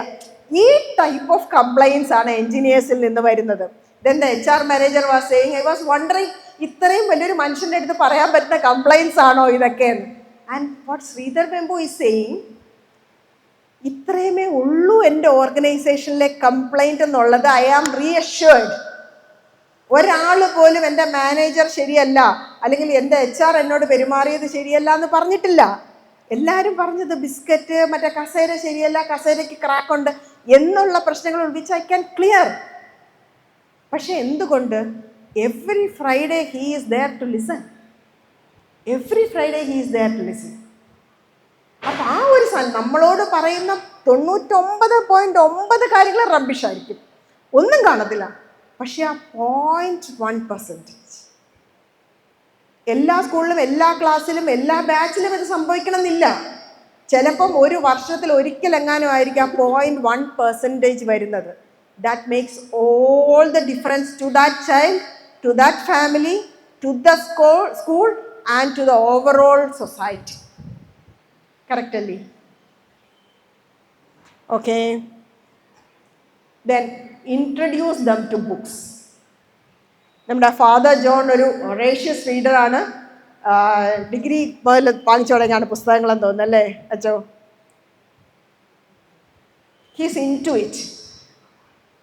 ഒരു അധ്യാപകൻ പറഞ്ഞതാണ്, ഇന്ന ബുക്കൊന്ന് വായിച്ചു നോക്കൂ എന്ന് പറഞ്ഞതിൽ തുടങ്ങിയതാണ് അദ്ദേഹത്തിൻ്റെ. ഇന്നലെ അദ്ദേഹം എന്നോട് പറയായിരുന്നു, ബുക്സ്, എന്നെയും ബുക്സിലേക്ക് ഇൻട്രൊഡ്യൂസ് ചെയ്തത് എൻ്റെ അച്ഛനാണ്. അദ്ദേഹം നാഷണൽ ബുക്ക് സ്റ്റാളിൻ്റെ ഒക്കെ സെയിൽസ് മാനേജറായിരുന്നു, റിട്ടയർ ചെയ്തിട്ട് DC ബുക്സിൻ്റെ മാനേജറായിരുന്നു. മരിക്കുന്നവരെ ഹി വാസ് വിത്ത് ബുക്സ്. ഇഷ്ടംപോലെ ബുക്സാണ് വീട്ടിലേക്ക് കൊണ്ടുവരിക. എന്നും വൈകുന്നേരം വരുമ്പോൾ he always had some books. നമുക്ക് കുട്ടികളെയും ബുക്സിലേക്ക് ഇൻട്രൊഡ്യൂസ് ചെയ്യാം. അതൊരു ഓൾഡ് ഫാഷൻ്റെ കാര്യമാണെന്ന് പറയണ്ട. കാരണം മൊബൈലിൽ നമ്മൾ കാണുന്ന സാധനങ്ങൾ നമ്മുടെ ബ്രെയിനിന് വലിയ ആക്ടിവിറ്റി ഒന്നുമില്ല. നമ്മുടെ കണ്ണിന് മാത്രമേ ഉള്ള ആക്ടിവിറ്റി, പ്ലഷർ, ആ ഒരു സാധനം മാത്രമേ ഉള്ളൂ. പക്ഷെ ബുക്സ് ആവുമ്പം അത് നമ്മളെ ട്രിഗർ ചെയ്യും, നമ്മുടെ ബ്രെയിനിനെ ട്രിഗർ ചെയ്യും, ചിന്തിക്കാൻ പ്രേരിപ്പിക്കും, പുതിയ പുതിയ പുതിയ കാര്യങ്ങൾ ആലോചിക്കാം. നമ്മുടെ മുമ്പിൽ കാണുന്ന സാധനങ്ങളുടെ മുഖങ്ങൾ, അല്ലെങ്കിൽ നമ്മൾ വായിക്കുന്ന അക്ഷരങ്ങൾക്ക് മുഖങ്ങൾ ഉണ്ടാക്കുന്നത്, ബാക്ക്ഗ്രൗണ്ട് ഉണ്ടാക്കുന്നതൊക്കെ നമ്മളാണ്, അല്ലേ? നമ്മുടെ ബ്രെയിനാണ്. അപ്പോൾ കുട്ടികളും ആ ഒരു അറ്റൻഷൻ സ്പാൻ അവരുടെ കൂടാനായിട്ട് ഹെൽപ്പ് ചെയ്യും. എവറി വീക്ക് നമ്മൾ PT ക്ലാസ് ഉള്ളതുപോലെയൊക്കെ അതിപ്പോൾ അതിനൊരു ക്ലാസ് വെച്ച് അതിനു വേണ്ടി പ്രത്യേകമായിട്ട് ഇന്നേത് ബുക്ക് വായിച്ചു, അതിൻ്റെ ആവശ്യമില്ല. ഒരു ദിവസം നിങ്ങൾ ടീച്ചേഴ്സ് എല്ലാവരും കൂടെ തീരുമാനിക്കുക, ഇന്നത്തെ ദിവസം ആരാ ചോദ്യം ചോദിക്കുന്നത്. someone ask that question. ഏതെങ്കിലും ഒരുത്തന്നെ റാൻഡമായിട്ട് വിളിച്ച്, നീ ഇന്ന് വായിച്ച പുസ്തകത്തിനെ കുറിച്ച് പറ, 2 വാക്ക്, 2 വാക്ക് മതി. പക്ഷേ ദാറ്റ് വിൽ ഇൻസ്പയർ അതേഴ്സ്. കാരണം ഒന്ന്, മുമ്പിൽ വന്ന് നിന്ന് എല്ലാവരുടെയും മുമ്പിൽ ഞാൻ വായിച്ച പുസ്തകത്തിനെ പറ്റി പറഞ്ഞാൽ കയ്യടി കിട്ടും, ആ ഒരു സാധനം. അപ്പം നമുക്കും കിട്ടും പുതിയ പുതിയ ബുക്സിനെ കുറിച്ചുള്ള അറിവ്, അവർക്കും പുതിയ ബുക്സിനെ കുറിച്ച് അറിയാനായിട്ട് താല്പര്യം. നമ്മൾ വായിച്ച പുസ്തകങ്ങളെക്കുറിച്ച് അപ്പം നമ്മളും വായിക്കണേ. അപ്പോൾ വായിക്കുക, പുസ്തകങ്ങളെക്കുറിച്ച് അവരോട് പറയാം, ഇന്ന ബുക്കിൽ ഇന്നതുപോലെ ഉണ്ടെന്ന് പറയാം. കഥ മുഴുവൻ പറയണ്ട, ഇന്ന ബുക്കിൽ ഇന്നതുണ്ട്, ഭയങ്കര രസമായിരുന്നു കേട്ടോ. അപ്പം നാളെ അത് എന്തായിന്ന് പോയി നോക്കാനായിട്ട് അവർക്കും താല്പര്യം വരും. അങ്ങനെ introduce them to books and to games. ഈ ഗെയിംസ് എന്ന് പറഞ്ഞാൽ ക്രിക്കറ്റ്, ഹോക്കി, ഫുട്ബോൾ, വോളിബോൾ എല്ലാം മാത്രമല്ല, നമ്മുടെ പഴയ സാറ്റ് കളിയും തൊങ്കിത്തൊട്ട് കളിയും മുതൽ എല്ലാം ഗെയിംസാണ്. ഇന്നിപ്പോൾ പിള്ളേർ തൊങ്കിത്തൊട്ട് കളിക്കുന്നുണ്ടോ? അതൊരു ഭയങ്കര ബ്രെയിൻ എക്സസൈസ് ആയിരുന്നു. ഒറ്റ കാലിൽ ചാടുക. അപ്പോൾ അവരുടെ ലെഫ്റ്റ് ലെഗിലാണ് ചാടണമെങ്കിൽ റൈറ്റ്. എനിക്കതൊക്കെ ഇപ്പോഴാട്ടോ മനസ്സിലായേ. എനിക്ക് അറിഞ്ഞോണ്ട് പണ്ട് എന്തുമാത്രം നൊങ്ങി തൊട്ട് കളിച്ചതാ. സാറ്റ് കളിക്കുക, അതെല്ലാം ആ പിള്ളേരിലുള്ളൊരു കെമറാഡറിയും അവരിലൊരു എൻതൂസിയാസവും അവരുടെ ഡോപ്പമൈൻ ലെവൽ ഇൻക്രീസ് ചെയ്യാനും ഒക്കെ, ഹാപ്പി ഹോർമോൺസ് സെക്രീറ്റ് ചെയ്യാനും ഒക്കെ അവരെ അത് ഹെൽപ്പ് ചെയ്യും. കുക്കിംഗ് സ്ഥിരമായിട്ട് കേൾക്കണ ഒരു സാധനമാണ്. എൻ്റെ മോള് പഠിക്കുകയായതുകൊണ്ട് ഞാൻ ചായ ഇടാൻ പോലും പഠിപ്പിച്ചിട്ടില്ല. മോന് അടുക്കളയിലേക്ക് ഞാൻ കേട്ടില്ല. ഇതൊക്കെ ഭയങ്കര ക്രെഡിറ്റ് ആയിട്ടാണ് പറയണത്. ഓടിച്ചിട്ടിടിക്കണം. കാരണം ജീവിക്കാൻ പഠിപ്പിച്ചിട്ടില്ല. അടുക്കള എന്ന് പറയണതൊരു എന്താ പറയണേ, ഭയങ്കര മൾട്ടി ടാസ്കിങ്ങിൻ്റെ ഒരു ഏരിയയാണ് അടുക്കള. ഒന്ന് നമ്മുടെ കൂടെയുള്ള സഹജീവികളുടെ ഇഷ്ടം അറിയണം അവിടെ കുക്ക് ചെയ്യണമെന്നുണ്ടെങ്കിൽ. We are making them inclusive. പിന്നെ ഉപ്പ്, മുളക്, മല്ലിപ്പൊടി, മഞ്ഞൾപ്പൊടി പോലുള്ള സാധനങ്ങൾ ഉണ്ടോ എന്ന് നോക്കണം. നമ്മളൊരു പ്രോജക്റ്റ് മാനേജ്മെൻ്റ് ആണ് അവിടെ പഠിപ്പിക്കണേ. ഇനി ഇതെല്ലാം കറക്റ്റായിട്ടിട്ട് ഒരു ഡിഷ് കുക്ക് ചെയ്ത് വന്നത് കഴിക്കുന്നതിൻ്റെ ഒരു സുഖം അനുഭവിക്കുന്ന ഒരു കുട്ടിക്ക് ലൈഫിൽ എന്ത് ചെയ്യാനും ഒരു ബുദ്ധിമുട്ടുണ്ടാവില്ല. പിന്നെ എവിടെ പോയാലും ഇന്നിപ്പോൾ ആരാ ഉള്ളത് സഹായിക്കാൻ? ആരാ എവിടെ പോയാൽ സഹായിക്കാനുള്ള? പിള്ളേരൊക്കെ വിദേശത്തൊക്കെ പോയി വെളിയിൽ പോകുന്നു. ആരുണ്ട് സഹായിക്കാനായിട്ട്? ആരുമില്ല. അവനോന് കഴിക്കണമെങ്കിൽ അവനോ വല്ലതും ഉണ്ടാക്കണം അല്ലേ? അപ്പം നാളെ ഒരു സമയത്ത് പിള്ളേർ വെളിയിൽ പോയി ഒറ്റയ്ക്ക് ബുദ്ധിമുട്ടാതിരിക്കണമെങ്കിൽ പോലും ദേ നീഡ് ദിസ് സ്കിൽ. എൻ്റെ മോളോട് മറ്റേ കുക്കിംഗ് ഗ്യാസിൻ്റെ ഗ്യാസ് മാറ്റാൻ ഞാൻ പറഞ്ഞു. ഒരു പ്രാവശ്യം സിലിണ്ടർ മാറ്റാൻ പറഞ്ഞപ്പം ദേഷ്യം. അപ്പം ഞാനൊന്നും പറ്റില്ല എന്നൊക്കെ പറഞ്ഞിട്ട് ഭയങ്കര പൊടുപൊടുന്നൊരു സാധനം മാറ്റാൻ പറഞ്ഞു. ഞാൻ പറഞ്ഞു മാറ്റില്ല. ഞാൻ പറഞ്ഞത് മാറ്റിയിട്ട് ഇവിടുന്ന് പോയാൽ മതി. ഞാൻ ഗ്രിപ്പുണ്ട് കൂടെ, ഇത് പൊക്കിയിട്ട് മാറ്റിയിട്ട് പോയാൽ മതി എന്ന് പറഞ്ഞപ്പോഴത്തേക്കും ഞാൻ പോലീസിനെ വിളിക്കുന്നു. ഇന്ന് ആ ആള്, ഇത് 8ാം ക്ലാസ്സിലൊക്കെ പഠിക്കുന്ന സമയം കേട്ടോ, ഇന്ന് ആ ആള് ബാംഗ്ലൂർ ഒറ്റയ്ക്ക് താമസിക്കുകയാണ്. I am not worried.